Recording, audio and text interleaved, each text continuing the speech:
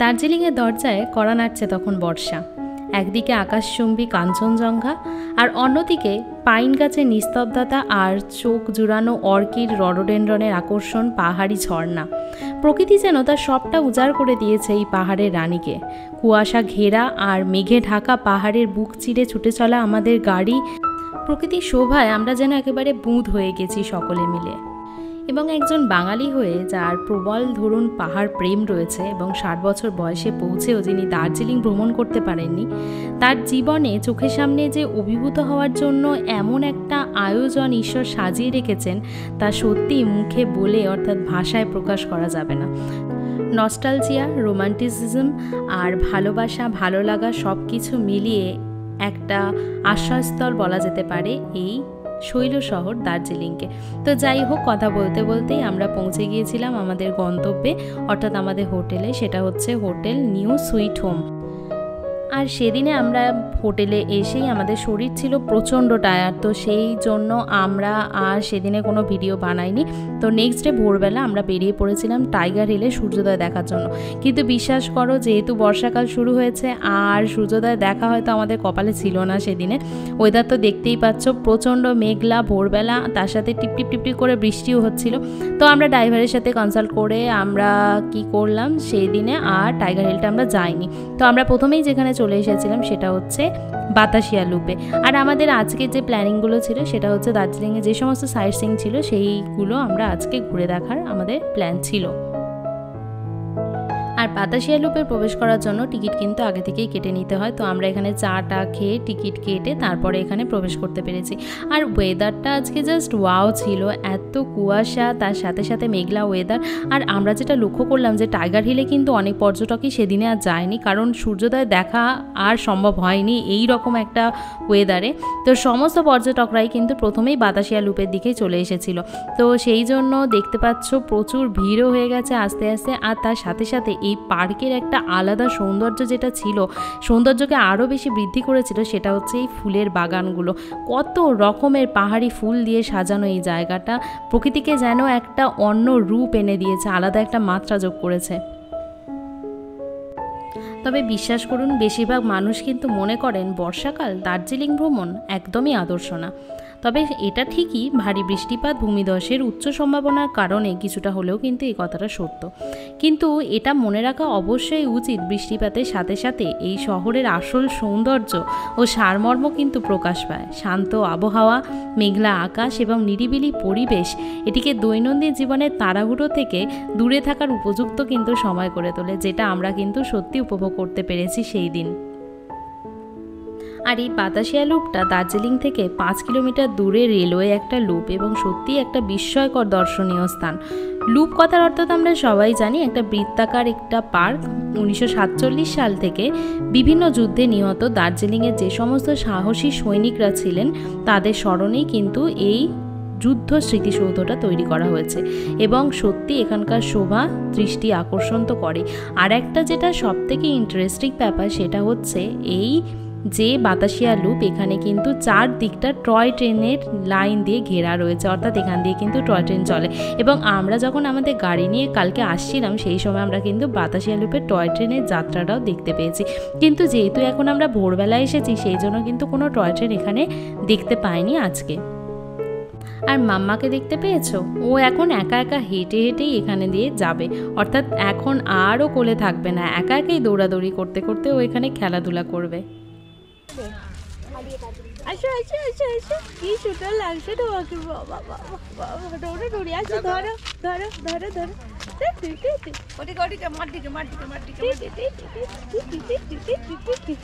দেখে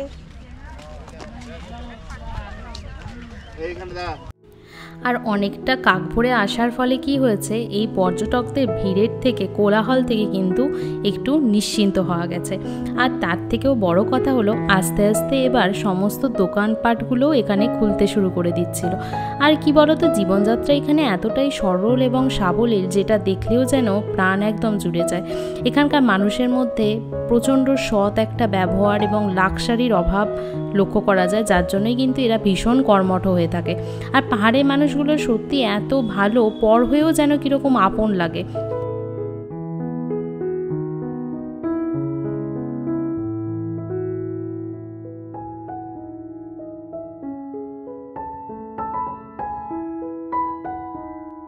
তবে এইবারে দার্জিলিং ভ্রমণে আমাদের আর টয় ট্রেনে ওঠার সুযোগটা হয়নি, তো কী আর করব, তো টয় ট্রেনের ট্রাক দিয়েই আমরা হাঁটা শুরু করেছিলাম। আসলে টয় ট্রেনে ওঠার সৌভাগ্য এই কারণে হয়নি, আগে থেকে টিকিট বুকিং করতে হয়, সেগুলো আমাদের একদমই করা হয়নি। আর তোমাদের তো আমি আগেই বলে দিয়েছি দার্জিলিংয়ে এই আসাটা আমাদের একদম মানে উইদাউট প্ল্যানিংই হয়েছে। তো হঠাৎ করেই আমরা প্ল্যান করে এখানে এসেছি। আর দেখতে পাচ্ছ এখানে এই ছোট্ট ছোট্ট যে দোকানগুলো, যেখানে অসংখ্য শীতের বস্ত্র পাওয়া যাচ্ছিল, চাদর থেকে শুরু করে সোয়েটার, মাফলার, টুপি, সমস্ত কিছু, সেই দোকানগুলো আস্তে আস্তে এখানে খুলতেও শুরু করে দিয়েছিল। অনেকটা সময় এখানে আমরা দারুণ উপভোগ করে এরপর আমরা যেখানে চলেছি সেটা হচ্ছে দার্জিলিংয়ের প্রাণকেন্দ্র থেকে 3000 ফুট নিচে, যেখানে রয়েছে পাহাড়ি ঝর্ণা এবং তার সংলগ্ন বাগান, এবং সেটা হচ্ছে রক গার্ডেন। হ্যাঁ, ঠিকই ধরেছো তোমরা। তো পাহাড় কেটে তৈরি করা এই বাগানের প্রতিটা ধাপে রয়েছে একটা রঙিন সৌন্দর্য, এবং এখানে সব থেকে যেটা বড় কথা, নেপালি যে সমস্ত পোশাক রয়েছে সেই পোশাক পরে কিন্তু এখানে ছবি তোলারও ব্যবস্থা রয়েছে। আর এই রক গার্ডেনের এই আঁকা বাঁকা রাস্তা যেন আরও বেশি এই ভ্রমণটাকে রোমাঞ্চকর, উত্তেজনাপূর্ণ এবং উপভোগ্য করে তুলেছিল আমাদেরকে। আর পাহাড়ি অঞ্চলের একটা অদ্ভুত যেটা দৃষ্টি আকর্ষণ করে সেটা হচ্ছে আলো আঁধারির এই যে খেলা। একটু আগেই দেখলেন আপনারা যে বাতাসিয়া লুপে কি মেঘলা ওয়েদার, কুয়াশায় ঘেরা আচ্ছন্ন করে রেখেছিল। আবার এই দেখুন, আমরা যখনই রক গার্ডেনের উদ্দেশ্যে যাত্রা শুরু করেছি তখন আবার এখানে সূর্যের আলো ঝিকমিক করে উঠেছে, অর্থাৎ মেঘের আড়াল থেকে সূর্য কি সুন্দর আমাদেরকে আবার দেখা দিয়েছে। তো সেই আলো আঁধারি খেলাটা সত্যিই যেন দেখলে মন ভরে যায়। আর এই রক গার্ডেনের রাস্তাটা জাস্ট ওয়াও ছিল, এত ভয়ও লাগছিল, আর তার সাথে সাথে বেশ রোমাঞ্চকর একটা পরিবেশের সৃষ্টি করেছিল, সেটা আমাদের সত্যি ভীষণ ভালো লেগেছে।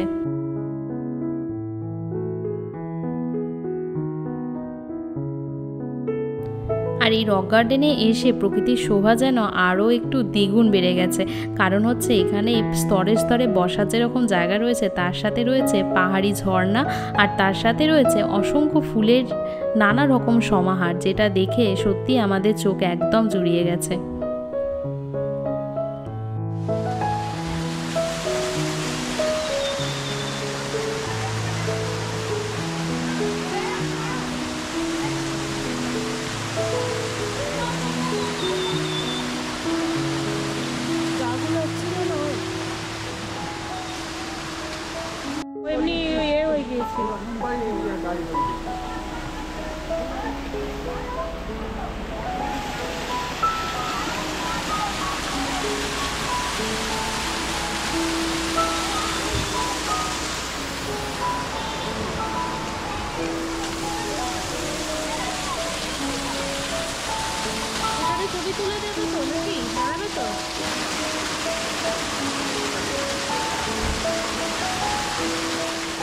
আর এত সুন্দর জায়গাটা কি ছবি না তুলে থাকা যায় বলো? এত সুন্দর জায়গা পেয়ে আমরা ছবি তুলব না, সেটা কি কখনো হতে পারে? তো যাই হোক, এত সুন্দর জায়গাটা দারুণভাবে উপভোগ করেছি, আর তার সাথে সাথে অনেক ফটো কিন্তু আমরা এখানে তুলে নিয়েছি। সত্যি জায়গাটা ভীষণ ভালো লেগেছে। তারপর আমরা গাড়ি নিয়ে একদম চলে আসি আমাদের হোটেলে। তারপরে এসে কিছুটা রেস্ট নিয়ে তারপর আবার বিকালবেলা বেরিয়ে পড়েছিলাম। আজকে আবার সন্ধ্যেবেলা আমরা সবাই মিলে বেরিয়ে পড়েছি, আর সব থেকে প্রিয় জায়গা আমাদের দার্জিলিংয়ে যেটা, সেটা হচ্ছে ম্যাল রোড। তো ম্যাল রোডে আজকে যাব, অনেক কিছু কেনাকাটা করব, আগেই কেনাকাটা করে রেখেছি, তো ওখানে গিয়ে আরও কিছু কেনাকাটা করব। তো তোমরাও দেখতে থাকো, আশা করি ভীষণ ভালো লাগবে। তো চলো যাওয়া যাক।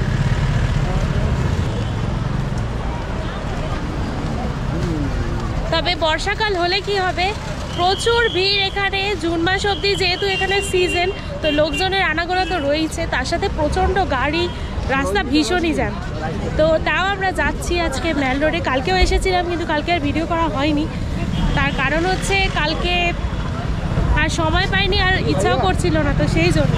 তো আজকে আবার যাচ্ছি, তো তোমাদের সাথে শেয়ার করব।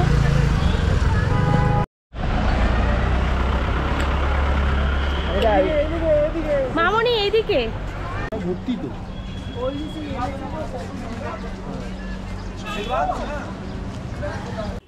আর এই ম্যাল রোডকে কিন্তু দার্জিলিংয়ের প্রাণকেন্দ্রও বলা চলে। চার রাস্তার যেরকম মিলন ক্ষেত্র, বিনোদনের কেন্দ্র, কেনাকাটারও স্বর্গরাজ্য। এবং দার্জিলিংয়ের যত ঐতিহ্যবাহী স্থানগুলো রয়েছে তার মধ্যে কিন্তু এই ম্যাল রোডটা অন্যতম। এবং সবথেকে বড় কথা, এখানে কিন্তু ঘোড়ায় চড়ারও ব্যবস্থা রয়েছে পর্যটকদের জন্য। এবং দার্জিলিংয়ের এই চৌরাস্তা পাহাড় শ্রেণীতে অবস্থিত এবং এটি পর্যটকদের আকর্ষণের কিন্তু একটা অন্যতম বিন্দুও বলা যেতে পারে।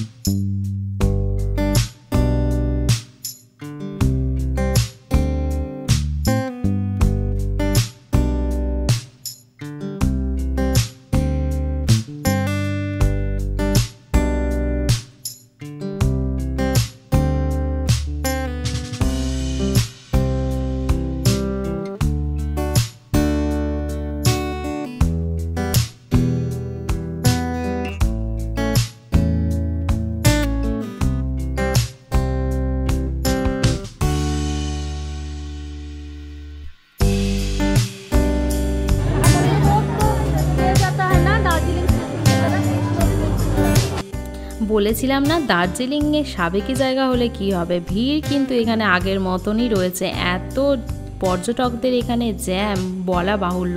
আমরা কোনো রকমের ঠেলে ঠুলে এখানে এসেছি এবং যত রাত গড়িয়েছে তত কিন্তু ভিড়ের প্রাধান্যটাও অনেকটাই বেড়ে চলেছে।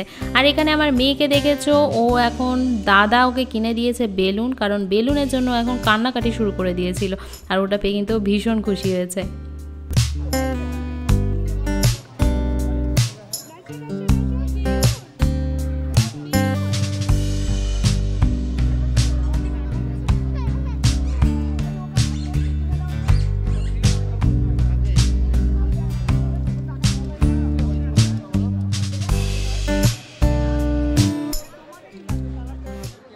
আর ছোট্ট মাম্মাকে দেখেছো, খুঁজে খুঁজে ঠিক ওর দোকানটাতেই কিন্তু ও ঠিক চলে এসেছে দাদাকে নিয়ে টানতে টানতে। এখানে এসে বেলুন কিনে দাও, খেলনা কিনে দাও, বায়নাও রাজ্যে শুরু করে দিয়েছে ও। আর ঠান্ডা ঠান্ডা আবহাওয়া, পাহাড়ে এসেছি তো স্থানীয় লোকজনদের হাতে তৈরি গরম আর বাষ্পযুক্ত মোমো খাবো না তা কি কখনো হতে পারে? তো সেটা খেতে কিন্তু আমরা একদমই ভুলিনি। এখানে এসে আমরা খেতে শুরু করে দিয়েছি মোমো। বিশ্বাস করো, মোমোটা জাস্ট ওয়াও ছিল, যেরকম চেয়েছিলাম ঠিক তার থেকেও মানে বেশি সুন্দর ছিল। এখানেও আমরা অনেক মোমো খেয়েছি, কিন্তু পাহাড়ের মতো মোমো কিন্তু সত্যি পাইনি কোথাও। কি নিচ্ছ তুমি? কি কিনছো? একা একাই কিনছো? সবাই সবাইটা কিনছো? কি নিচ্ছো? ওটা নেবে?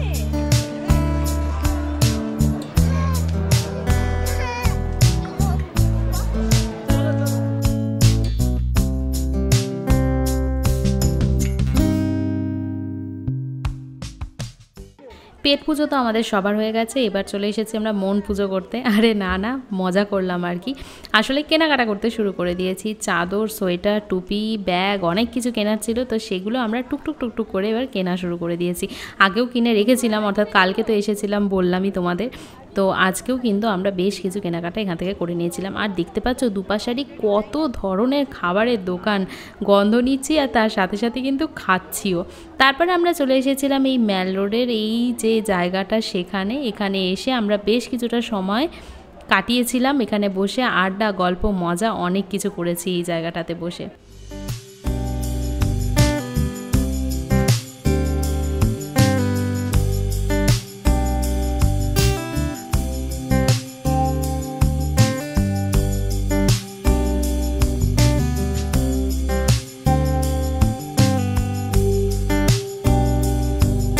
ভিড়টা একবার তোমরা লক্ষ্য করো, দেখে যেন মনে হবে এখানে দুর্গাপুজো হচ্ছে। আর বর্ষাকাল বলে তো একদমই মনে হচ্ছে না। বর্ষাকালেও দেখতে পেয়েছো পর্যটকদের কি মারাত্মক হারে ভিড় হয় এই পাহাড়ে।